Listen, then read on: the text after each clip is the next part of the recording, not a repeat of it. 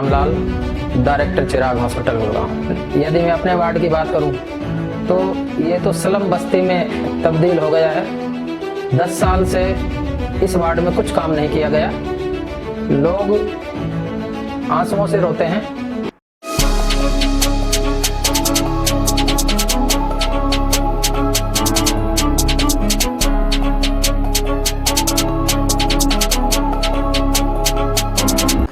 नमस्कार, मैं स्मिता। आप देख रहे हैं न्यूज़ 181 भारत। आज मैं मिलवाती हूँ आपको डॉक्टर श्यामलाल जी से, जो एक प्रसिद्ध समाज सेवी भी हैं। उनके क्षेत्र की समस्याओं के बारे में उनसे एक खास मुलाकात। मैं डॉक्टर श्यामलाल, डायरेक्टर चिराग हॉस्पिटल गुड़गांव। हमारे क्षेत्र की नहीं, पूरे गुड़गांव में समस्या है। लेकिन यदि मैं अपने वार्ड की बात करूं तो ये तो स्लम बस्ती में तब्दील हो गया है। 10 साल से इस वार्ड में कुछ काम नहीं किया गया। लोग आंसुओं से रोते हैं। आप अगर अंदर जाएंगे गलियों में तो आप देखेंगे कि लोगों के घर के सामने सीवर ऐसे उफान मारता है कि जैसे कोई फुहारा लगा रखा हो।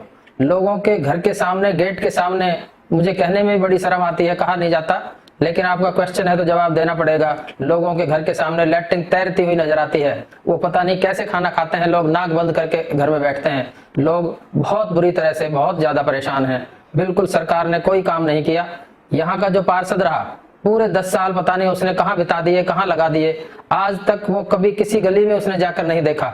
भगवान भरोसे छोड़ रखा है सारा पूरा वार्ड, कहीं कोई काम नहीं किया गया है। विधायक अगर पर्सनली बात करूं तो बड़े अच्छे आदमी हैं, वकील हैं, सभ्य हैं, लेकिन उन्होंने बेचारे ने बहुत पहले अखबार के माध्यम से भी कहा कि भाई मेरी नहीं चलती है, मेरी सुनी नहीं जाती है और मैं कोई काम नहीं करा पा रहा हूं। उसने अपनी बात बहुत पहले कह दी थी और अभी भी यहाँ कई बार कुछ प्रोग्राम होते हैं तो आते हैं लोग, उनको बोलते भी हैं ये काम नहीं कराया, वो काम नहीं कराया, इधर से सुनकर उधर निकाल देते हैं और फिर चले जाते हैं। वो बेचारे अपने आप को ऐसा ही महसूस कर रहे हैं। अधिकारियों की भी जो चल रही है वो केवल इतनी चल रही है कि फाइलें हमें कैसे अपडेट करनी है, फाइलों में कहीं कोई कमी ना रह जाए या कल को किसी तरह की कोई परेशानी ना आ जाए, क्योंकि उनको लग रहा है कि अगर यही हालात रहे तो सरकार अब की बार जनता बदल देगी। क्या आपको लग रहा है बदलाव जनता चाह रही है? जनता तो इतना चाह रही है कि जहां कल चुनाव हो वहां आज हो जाए। लेकिन चुनाव की अगर मैं बात करूं, जैसे यहाँ नगर निगम की बात है तो लगभग 8 महीने लेट चुनाव हो गया है। हर 2 महीने बाद कहते हैं कि अब चुनाव हुआ, अब चुनाव हुआ, लेकिन चुनाव का नाम ही नहीं ले रहे हैं। बिल्कुल यहाँ पे कोई शासन प्रशासन कुछ नहीं है, सब कुछ अंधेरा है। देखिए, यदि मुझे मौका मिला और जिस तरह से हमारे वार्ड वासियों से, हमारे लोगों से, यहाँ के क्षेत्रवासियों से हमारी बातें होती रहती हैं, बातें चलती रहती हैं, उनके सुख दुख में मैं जाता रहता हूँ, तो लोग बिल्कुल तैयार हैं कि अब की बार हमें एक पढ़ा लिखा आदमी और जो संघर्ष करना जानता हो, जो लोगों की तकलीफ को महसूस करना जानता हो, ऐसे आदमी को वो चुनना चाहते हैं। और मैंने इसलिए ये निर्णय लिया क्योंकि हमारे वार्ड की जनता का ऐसा मन था कि डॉक्टर साहब आपने पहले भी मना कर दिया था 2 बार कि नहीं, मैं चुनाव नगर निगम का नहीं लड़ूंगा, लेकिन अब की बार आपको चुनाव लड़ना ही पड़ेगा, नहीं तो ये जो बस्ती है, ये जो वार्ड है, ये स्लम बस्ती में तब्दील कर देंगे। नशा बिकता है, छोटे छोटे से बच्चे, जवान बच्चे नशे में घूमते हैं, सरेआम लेडीज की चेन छीन ली जाती है। हाँ, एक बात मैं जरूर कहूंगा कि पुलिस प्रशासन की अगर बात करूं तो पुलिस प्रशासन अपना बहुत अच्छे से काम करता है। यहाँ जो पुलिस स्टेशन है, पुलिस स्टेशन के सारे लोग, SHO साहब बिल्कुल जनता के साथ ऐसे बात करते हैं जैसे उनका घर हो, तो मैं पुलिस की इसमें बड़ी तारीफ करूंगा। देखिए, दौलताबाद जो फ्लाईओवर है, जब ये बनाया गया तब ये ठीक नहीं बना था। पता नहीं क्या मजबूरी थी हुड्डा साहब की कि ये सिंगल बना दिया गया, जबकि इतना लोड है, रेलवे स्टेशन बिल्कुल साथ लगता है, तो इतनी सोच तो होनी ही चाहिए थी कि ये रेलवे स्टेशन के साथ फ्लाईओवर बना रहे हैं तो इसको डबल बनाया जाए।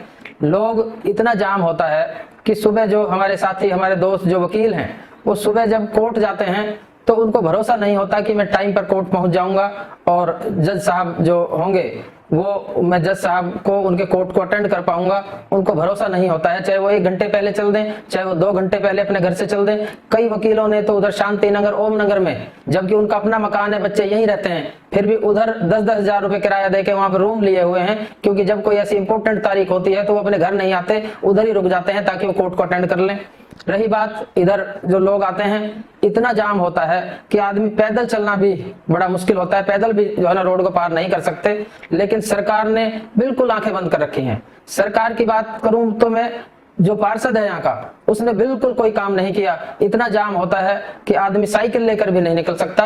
एक एक घंटे जो है कहीं से भी आ जाए, चाहे आगरा से आ जाए, चंडीगढ़ से आ जाए, कहीं से भी आदमी आ जाए, गाड़ी पूरी 100, 200, 150 की स्पीड पे चलती है, लेकिन यहाँ आकर 10 की स्पीड पे आ जाती है। यहाँ पे इतना जाम होता है। यहाँ तो दिल्ली जाने का भी तो रास्ता है। यहाँ से बिल्कुल नजफगढ़ जाने का रास्ता है, लेकिन जो द्वारका एक्सप्रेस वे बना है वो आगे से अभी लिंक नहीं किया गया है, इसलिए लोग अभी बजगेड़ा होकर निकलते हैं। तो रही बात इसकी, जो द्वारका एक्सप्रेस वे है, इससे बिल्कुल इस एरिया को बड़ी तरक्की मिली है और ये बहुत अच्छा फ्लाईओवर बनाया है। मैं इसमें नितिन गडकरी जी का, सरकार का इसमें धन्यवाद करूंगा, क्योंकि यहाँ से इसको निकाल कर लोगों को जो राहत दी है वो बहुत सराहनीय कार्य है। लेकिन साथ साथ ये भी कहूंगा कि जो रेलवे स्टेशन को लिंक करने वाला रोड है उसको यूं का त्यों रखा है, अभी उसमें कुछ बदलाव नहीं किया है। उसको चौड़ा करने की बहुत सख्त जरूरत है। जैसे ही मुझे जिम्मेवारी मिलेगी, हमारे वार्डवासी मुझे जिम्मेवारी देंगे, तो मैं सबसे पहले इस रोड को सरकार को कह के, सरकार किसी की भी हो, सरकार को कह के रोड को चौड़ा कराऊंगा।